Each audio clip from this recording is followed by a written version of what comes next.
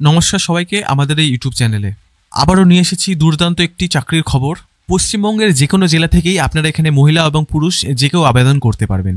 শুধু পশ্চিমবঙ্গেই নয়, ভারতের সমস্ত অঞ্চল থেকে এখানে প্রার্থীদের আবেদন করার সুযোগ করে দেওয়া হয়েছে। এখানে গ্র্যাজুয়েশন সহ যদি আপনাদের হায়ার কোয়ালিফিকেশন থেকে থাকে, যেমন medical, engineering, chartered accountant, cost accountant, etc, তাহলেও আপনারা এখানে আবেদন করতে পারবেন। এবং এই নোটিফিকেশনে আমি সমস্ত খুঁটিনাটি তথ্য আপনাদের কাছে তুলে ধরবো এবং প্রতিটি জিনিস এক্সপ্লেন করব। নোটিফিকেশনটি পুরো দেখার আবেদন রইল সবার কাছে। এবং আপনারা যদি আমার চ্যানেলে নতুন হয়ে থাকেন তাহলে সাবস্ক্রাইব করতে ভুলবেন না, কারণ আমরা প্রতিনিয়ত কেন্দ্র সহ রাজ্যের সমস্ত চাকরি নোটিফিকেশনের আপডেট আপনাদের কাছে প্রতিদিন তুলে ধরি। চলুন ভিডিওটি শুরু করা যাক। আপনার বোঝার স্বার্থে এবং আমারও বোঝানোর সুবিধার্থে নোটিফিকেশনটির পরপর আমি আপনাদের কাছে তুলে ধরবো, তো আপনারাও নোটিফিকেশন ডাউনলোড করে যেন নিজেরাও বুঝতে পারেন।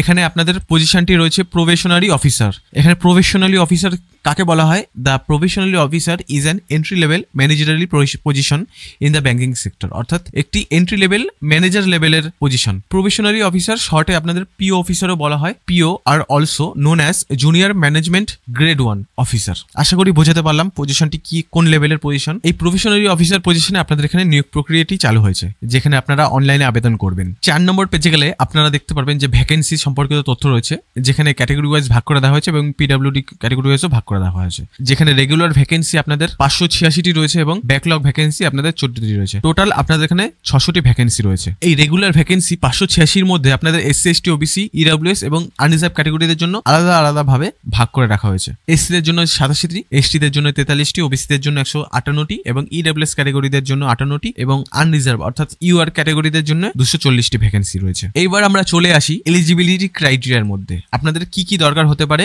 এই পজিশনের জন্য এলিজিবল অর্থাৎ যোগ্য হওয়ার জন্য? আপনাদের বয়স অবশ্যই 1/4/2024 তারিখ অনুযায়ী 21 থেকে 30 বছরের মধ্যে হতে হবে। আরো ভালো বোঝার সুবিধার জন্য 1/4/2003 থেকে আপনাদের 2/4/1994 সালের মধ্যে যারা জন্মগ্রহণ করেছো তারাই শুধু এখানে আবেদন করতে পারবেন। এখানে এজ রিল্যাক্সেশন রাখা হয়েছে। ওবিসি ক্যাটাগরিদের জন্য 3 বছর, সিরিয়াল কাস্ট এবং সিরিয়াল ট্রাইব ক্যাটাগরিদের জন্য 5 বছর, পিডব্লিউবিডি অর্থাৎ পার্সন উইথ বেঞ্চমার্ক ডিসেবিলিটি অর্থাৎ বিকলাঙ্গ প্রার্থীদের জন্য, বিকলাঙ্গ প্রার্থীর মধ্যে আপনাদের আনরিজার্ভ অর্থাৎ জেনারেল এবং ইডব্লিউএস ক্যাটাগরিদের জন্য 10 বছর এক্সট্রা ছাড়, পিডব্লিউডি ওবিসি দের ক্ষেত্রে 13 বছরের জন্য এক্সট্রা ছাড় এবং পিডব্লিউডি এসসি এবং এসটির ক্ষেত্রে 5 বছরের এক্সট্রা ছাড়। এবং যারা কিনা অন্যান্য ক্যাটাগরির মধ্যে যেমন ex serviceman, commission officer including emergency commission officer, short service commission officer, এদের মতন আরো কিছু পোস্ট রয়েছে যাদের ফ্ল্যাট 5 বছরের ছাড় দেওয়া হয়েছে। এসেনশিয়াল কোয়ালিফিকেশনের মধ্যে আপনারা প্রথমেই ভিডিও শুরুতে দেখে নিয়েছেন যে গ্র্যাজুয়েশন লাগবে যে কোনো ডিসিপ্লিনে, রেকগনাইজ ইউনিভার্সিটি অথবা সমতুল্য কোনো কোয়ালিফিকেশন দরকার হবে সেন্ট্রাল গভর্নমেন্টের আন্ডারে আপনাদের কোয়ালিফিকেশনটি থাকতে হবে। এখানে অনেকের প্রশ্ন থাকতে পারে, যদি আমরা গ্র্যাজুয়েশনে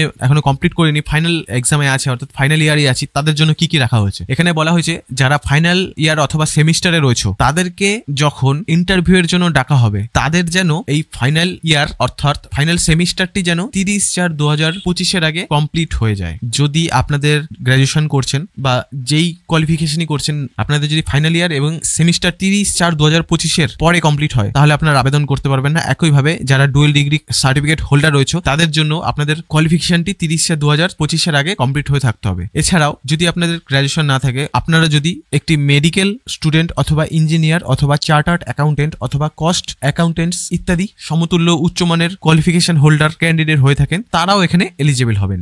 9 নম্বর পেজে গেলে সিলেকশন প্রসেস যেটা বলা হয়েছিল, প্রথমেই আমি বলে দিয়েছিলাম যে এক্সামটি হবে 3টি ফেজে এক্সাম হবে, তারপর আপনাদের ইন্টারভিউ আরো অন্যান্য যেটা আপনাদের বলা হয়েছিল প্রথমে, সেটার বিস্তারিত এখন আলোচনা করছি, যেটা আপনারা 9 নম্বর পেজে গেলে পেয়ে যাবেন। সিলেকশন প্রসিডিওর, যেখানে 3টি ফেজে আপনাদের এক্সাম হবে। প্রথম হচ্ছে ফেজ 1 প্রিলিমিনারি এক্সামিনেশন, যেখানে অবজেক্টিভ টাইপ কোশ্চেন থাকবে 100 মার্কসের। এখানে ইংলিশ ল্যাঙ্গুয়েজ 40টি কোশ্চেন, কোয়ান্টিটিভ অ্যাপটিটিউড 30 মার্কসের, রিজনিং অ্যাবিলিটি 30 মার্কসের, টোটাল 100 মার্কসের পরীক্ষা হবে। প্রতিটি ক্ষেত্রে আপনাদের 20 মিনিট করে সময় পেয়ে যাচ্ছেন, 1 ঘন্টা টোটাল সময়। সেকেন্ড আপনাদের ফেজ 2 মেইন এক্সাম, এখানে বলা হয়েছে পুরোটাই অনলাইনে হবে। এখানে অবজেক্টিভ টাইপ 200 মার্কসের কোশ্চেন থাকবে এবং ডেসক্রিপটিভ টেস্ট 50 মার্কসের হবে। অবজেক্টিভ টাইপ 200 মার্কসের এবং ডেসক্রিপটিভ টেস্ট 50 মার্কসের হবে। এটি কিন্তু পুরোটাই ইমিডিয়েটলি হবে, অর্থাৎ আপনাদের এখানে কোশ্চেন অবজেক্টিভ টাইপ টেস্টই হবে, ইমিডিয়েটলি আপনাদের এখানে ডেসক্রিপটিভ টেস্ট করানো হবে কম্পিউটারের মধ্যে। অবজেক্টিভ টাইপ এক্সামের মধ্যে আপনাদের 4টি সেকশনে ভাগ করে রাখা হয়েছে। একটা হচ্ছে রিজনিং অ্যান্ড কম্পিউটার অ্যাপটিটিউড, দ্বিতীয় সেকশন হচ্ছে data analysis and interpretation, third হচ্ছে আপনাদের general awareness, economy, banking knowledge এবং ফোর্থ সেকশন হচ্ছে ইংলিশ ল্যাঙ্গুয়েজে। এখানে আপনারা দেখতে পারবেন যে কোশ্চেন, মার্কস এবং ডিউরেশন। 200 মার্কসের পরীক্ষা হবে, 170টি কোশ্চেন থাকবে, 3 ঘন্টার মধ্যে আপনাদের পরীক্ষাটি দিতে হবে। এই এক্সামটি দেওয়ার পর আপনাদের এই ডিসক্রিপটিভ পেপার এক্সামটি দিতে হবে, যেখানে communication skill, mail, report, situation analysis and precis writing থাকবে, যেখানে আপনাদের 50 মার্কসের পেপার থাকবে, 30 মিনিটে কমপ্লিট করতে হবে। তাহলে টোটাল আপনাদের এই মেন এক্সামটি হবে 250 মার্কসের। এখানে কাট আউট যেটা রাখা হয়েছে, ইচ ক্যান্ডিডেট মানে প্রতিটি ক্যান্ডিডেট মিনিমাম স্কোর করতে হবে প্রতিটি সেকশনে। এটি কিন্তু একটি পরীক্ষার আন্ডারে আলাদা আলাদা সেকশন। এখানে বলা হয়েছে প্রতিটি সেকশনই আলাদা আলাদাভাবে বিভক্ত এবং মিনিমাম প্রতিটি সেকশনে মিনিমাম একটাই স্কোর আপনাদের রাখতে হবে। ডিসক্রিপটিভ পেপারেও আপনাদের কিন্তু আলাদাভাবে স্কোর করতে হবে। এটা পুরো এই 250 মার্কস যেটা রাখা হয়েছে সেটা শুধু কথার কথা যে এখানে টোটাল 250 মার্কসের পরীক্ষা, কিন্তু এখানে প্রতিটি সেকশনেই আপনাদের মিনিমাম একটা মার্কস রাখতে হবে। তারপর বলা হয়েছে depending on the number of vacancy available, cut out will be decided and candidate will be shortlisted for the phase 3। পরবর্তী বলা হয়েছে ফেজ 3। যারা কিনা ফেজ 3 এর জন্য শর্টলিস্টেড হয়েছে তাদেরকে সাইকোমেট্রিক টেস্টের মধ্য দিয়ে যেতে হবে পার্সোনালিটি প্রোফাইলিং এর জন্য, যেখানে আপনাদের গ্রুপ এক্সারসাইজ 20 মার্কসের থাকবে, ইন্টারভিউ থাকবে 30 মার্কসের, টোটাল 50 মার্কসের আপনাদের এখানে ফেজ 3 সাইকোমেট্রিক টেস্ট কমপ্লিট হবে, যেখানে প্রথমেই আপনাদের গ্রুপ স্টাডি থাকবে, তারপর আপনাদের ইন্টারভিউ হবে। তারপর বলা হয়েছে যারা কিনা কোয়ালিফাই করেছে ফেজ 2 এবং ফেজ 3 সেপারেটলি, তাদেরকে বলা হয়েছে যে ফেজ 2 তে যেই অবজেক্টিভ টেস্ট এবং ডিসক্রিপটিভ টেস্ট রয়েছে সেই টেস্টের মার্কস আপনাদের ফেজ 3 তে অ্যাড অন হবে, তারপর ফাইনাল মেরিট লিস্টটি প্রকাশিত হবে। এখানে ফেজ 2 এ আপনাদের 250 মার্কস রয়েছে এবং ফেজ 3 তে আপনাদের এখানে 50 মার্কস টোটাল রয়েছে।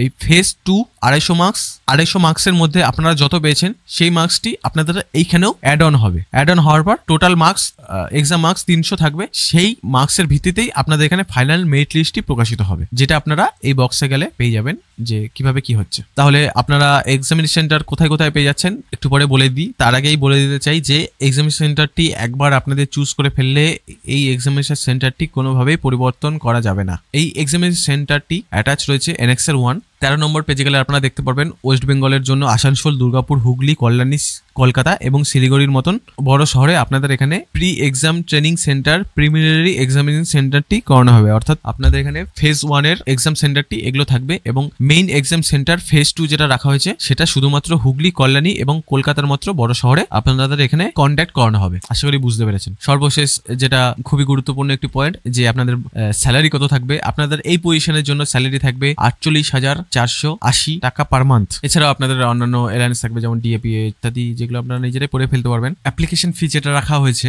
আপনাদের এখানে 750 টাকা আনরিজার্ভ, ইডব্লিউএস এবং ওবিসি ক্যান্ডিডেটদের জন্য রাখা হয়েছে এবং এসসি এসটি পিডব্লিউ ক্যান্ডিডেট তাদের কোনো অ্যাপ্লিকেশন ফি দিতে হবে না।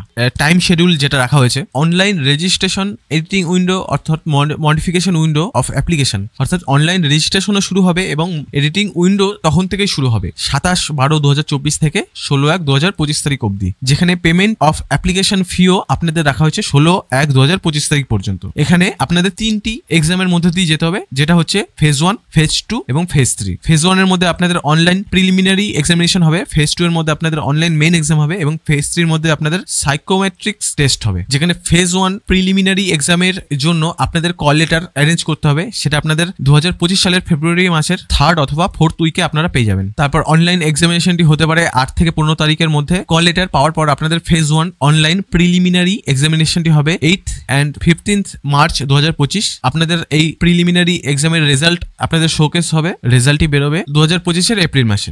মেইন এক্সাম ফেজ 2 এর যে মেইন এক্সামটি হবে তার আপনাদের কল লেটার হবে 2nd উইকের এপ্রিল মাসের অনওয়ার্ড। তারপর আপনাদের মেইন এক্সামটি যেটা ফেজ 2 এ রয়েছে সেটা হবে এপ্রিল মাসে 2025 সালে।